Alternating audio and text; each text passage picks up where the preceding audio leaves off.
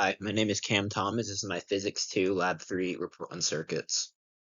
The purpose of this lab was to predict the behavior of circuits containing resistors in series and parallel, use multimeters to measure the actual values of conventional current and potential differences in the circuits, and lastly, to examine the behavior of ohmic resistors and capacitors.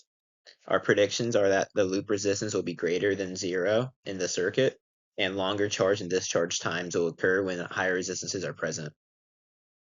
Our assumptions are that all wires will give a resistance of 0 within the circuit, all sources of voltage and resistor values are completely accurate, and a summary of our lab steps are: use the online circuit construction kit to simulate each circuit with the desired components to measure results and compare the predictions to what is observed.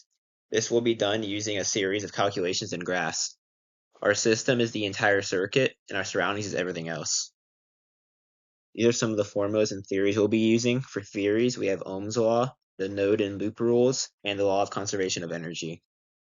These are the results of part 1. Our predicted and observed current is equal at 0.02 amps, and in the simulation there was no sign change in the measurement of the ammeter when reversed, but there would be one if this was transferred to real-life applications. For part 2, the voltmeter is 3 volts because it is measuring the charge from the batteries. And since the circuit is now open, the ammeter stops measuring the current through the incomplete circuit, resulting in 0 amps measured. For the results of part 3, we got that when we measured throughout the entire circuit, that all sums back up to 0 volts throughout the entire thing, which was then predicted by the loop law, which we went over earlier in the theories. For part 4 of the experiment, we got that the circuit travels through the least resistance. Since the ammeter has effectively 0 resistance, the current will travel through that instead of the 100 ohm resistor when they're given both the options, like you can see down here in the picture.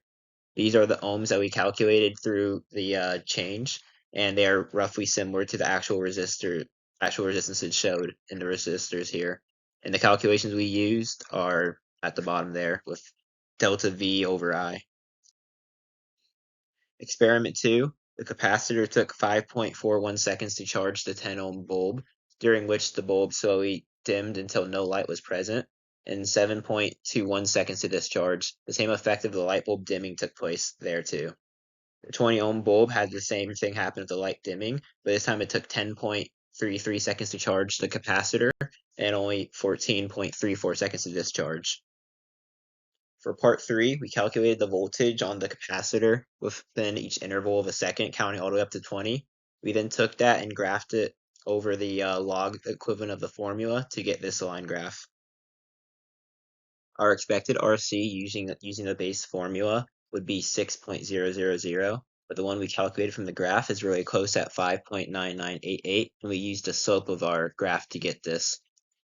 For our percent error, it is 0.02%, meaning both these values are really close, and the experiment was done pretty decently well.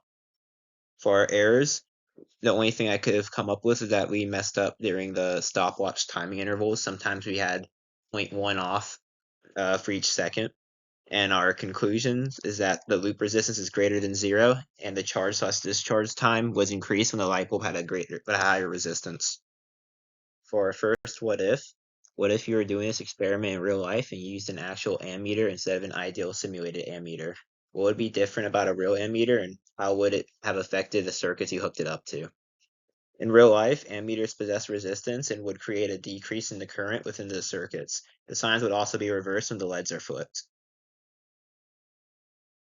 What if you were doing this experiment in real life and used a real battery to charge a real capacitor with no resistor in the circuit? How quickly would our ideal model predict the capacitor to reach full charge?